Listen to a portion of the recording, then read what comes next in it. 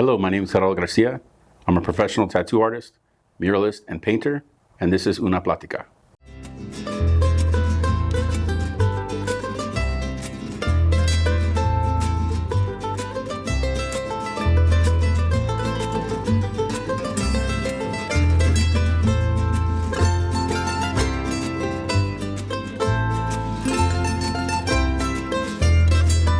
Una Plática. Una Plática. Es Una Plática. Say Plática. Una Plática. Una Plática.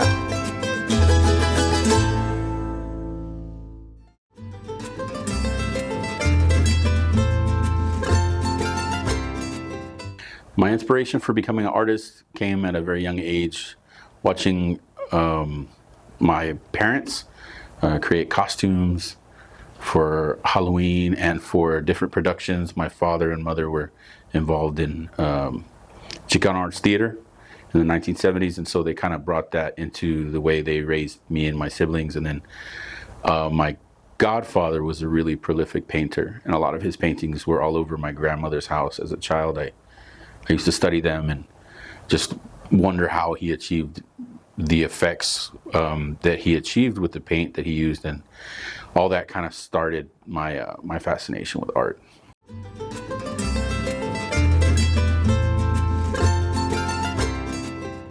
I've been painting for about 30 years now, and I've been tattooing for about 27. My experience with painting kind of coincided with my experience with mural painting. The first painting I ever painted was a small 8-foot by 4-foot mural as part of a summer art program entitled Mural Painting for Young Artists. And that was taught by the late Jackie Von Hans. And a lot of really amazing artists kind of came up through that program. And so that's kind of where I started my painting journey. And then tattooing wasn't very long after that. I was a senior in high school, and one of my sister's closest friends kind of took me under his wing and as an apprentice, and I started tattooing my senior year.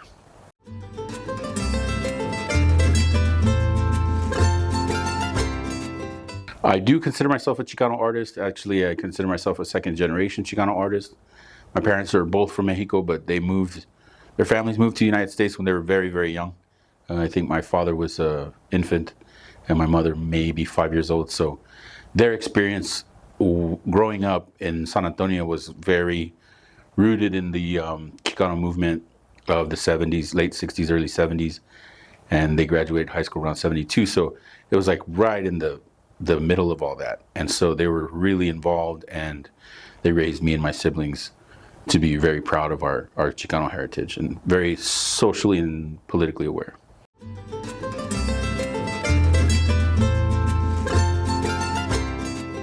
Most of my inspiration comes from my family and my culture. So culturally, both my parents are from Mexico. My father's from Piedras Negras and my mother's from Monterrey. And so kind of just being brought up with that understanding of how important family is to the to life and to our dedication to our family is kind of our purpose for living. And at least that's how I was raised. And so that kind of comes into play.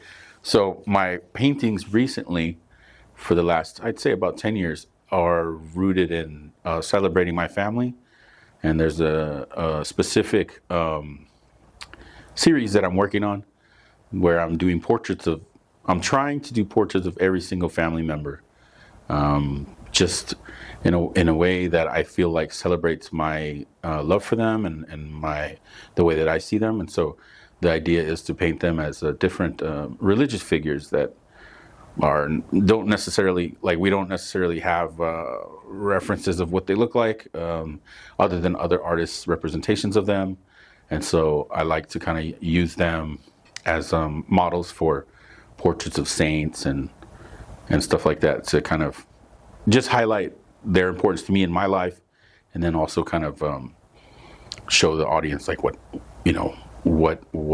they mean to me, and to also kind of touch on my upbringing as as a Catholic and stuff like that. Although I don't necessarily practice so much today. I still kind of honor the traditions of what I was taught, treating everybody the way you want to be treated and all that kind of stuff. So, and then culturally, as far as tattoos are concerned, I am inspired by the Japanese tradition of tattooing, the urasumi, where they kind of touch on the mythology of their homeland and where the myths and the legends of where they come from and the style of detail that they use. And so I really like the idea of utilizing the mythology of this hemisphere because I can't really culturally identify with the Japanese iconography, but I can with iconography that's indigenous to this hemisphere, you know what I mean?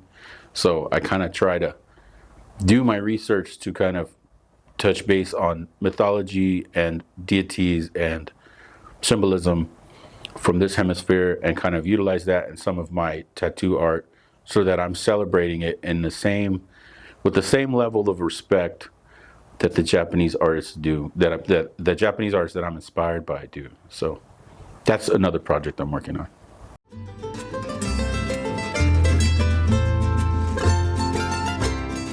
Most definitely. I think the importance of Centro Cultural it's especially now in the days we're living in and the climate we're living in. I feel like it's more important now than ever, even though I'm 45 years old and I remember as a young preteen, hearing about Centro Cultural and being involved and coming to art shows and coming to poetry readings and kind of immersing myself in the community aspect of it. And then as a professional artist, having art involved in group shows and stuff like that, it's necessary for the youth to be exposed to the wealth of culture and of history that's present in their community. And it's also important to just keep the community together by binding the community together with history and art and education and everything, and celebrate everything that's beautiful about our culture, what we produce as a people.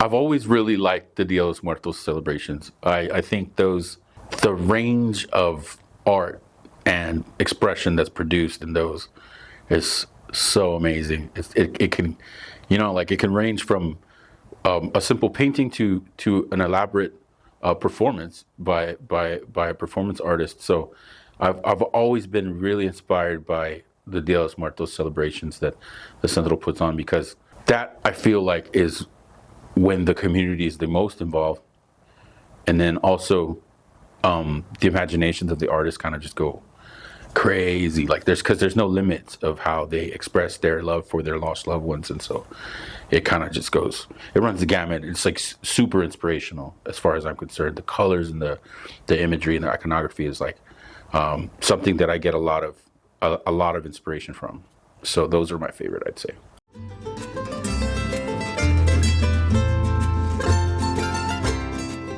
As far as impact, I feel like art in general is it's like a language. It's like I'm speaking to you now. Like it's a visual language. So I can't just as I'm speaking now in English, right? I can't expect everyone to understand what I'm saying. Not everybody speaks English.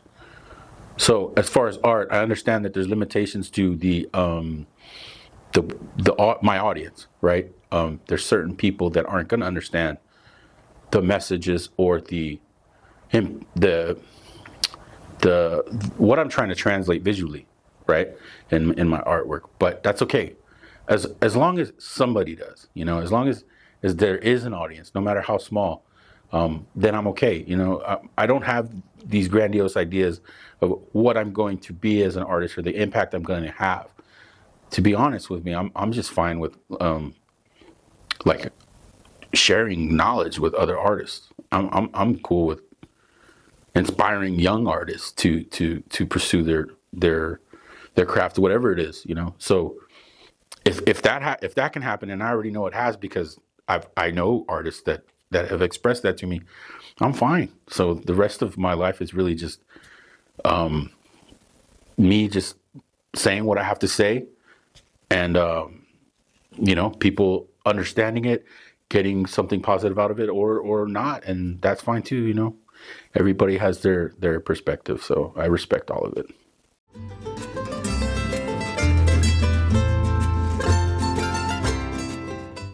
Make sure you find a space where you're comfortable. I don't really feel like pushing yourself into uncomfortable situations or compromising your happiness is conducive to a positive, productive environment or outcome.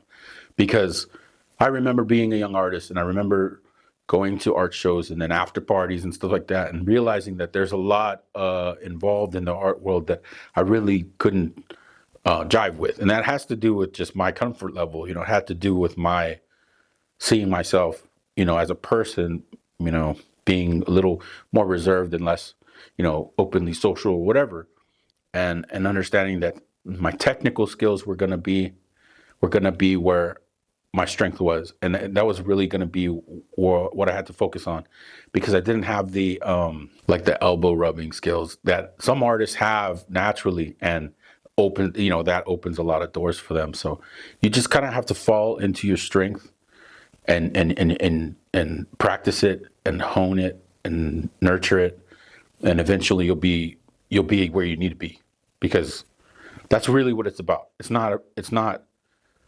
You could achieve your dreams, but there's a certain level of compromise that's needed for that. And so if you're not willing to do that, that's fine. Just stay within your strengths, play to those, work on those, and you'll eventually find that you're exactly where you need to be.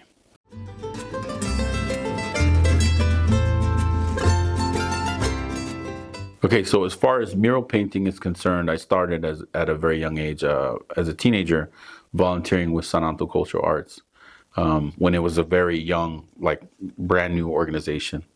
And I would volunteer painting murals with Cruz Ortiz and then eventually Alex Rubio and whoever else ended up being the mural coordinator for that nonprofit. And then in '06, I was hired as the mural coordinator for Sananto, and I worked there for about 3 years until the executive director, Manny Castillo, passed away, unfortunately, in 2009, and that's where I stopped with my mural painting, and then focused more on tattooing. As a young teenager, I was painting murals and trying to paint smaller, portraiture and stuff like that, and I had aspirations of being a painter professionally, but then tattooing kind of fell on my lap as one of my sister's older friends offered me an apprenticeship. And I didn't really have any aspirations of being a tattoo artist at first, but this is in 1998, so there weren't TV shows about it. It wasn't a big deal like it is today, and it wasn't $1 billion, global industry. So it wasn't something that I saw as a viable career choice, but it turned out to be, because it was one thing that was consistent throughout my adulthood, young adulthood, and even now. So as I went into my apprenticeship, I took it very seriously as another art form. I learned how to tattoo in, like I said, 1998, 1999, and then in the year, the preceding years, I just did more and more and more tattoos and learned more and more, and I've been doing it now for 27 years, and it's what I do professionally. So I don't ever see myself stopping tattooing. I think there's pretty good consensus of most old school tattooers like myself that we don't ever see ourselves retiring. We'll stop tattooing when we can't hold a machine anymore. But then as far as painting is concerned, I started painting when I started painting murals. And mural painting taught me a lot about technical painting, portrait painting specifically. And I lean a lot more towards portrait painting in my canvas work or my studio work. So So that's kind of what my focus was, from the get-go, from early years. But I have done other stuff, like other figurative stuff. I don't really mess with abstract work that much. And as far as medium is concerned, I work almost primarily in acrylic paint because I'm relatively impatient as a painter. So oil paint takes forever to dry, as most artists know, and I don't really have the patience to wait for paint to dry. So I use acrylic, and I try my best to emulate the look and the feel of what artists achieve with oil paint, with acrylic. So learning that has taken a lot of years and a lot of practice, and I'm pretty happy with where I am now. But I mean, as an artist, you never really stop learning and stop advancing. If I don't really believe that any artist is ever really content with where they are as far as their technical ability. So I'll just keep pushing.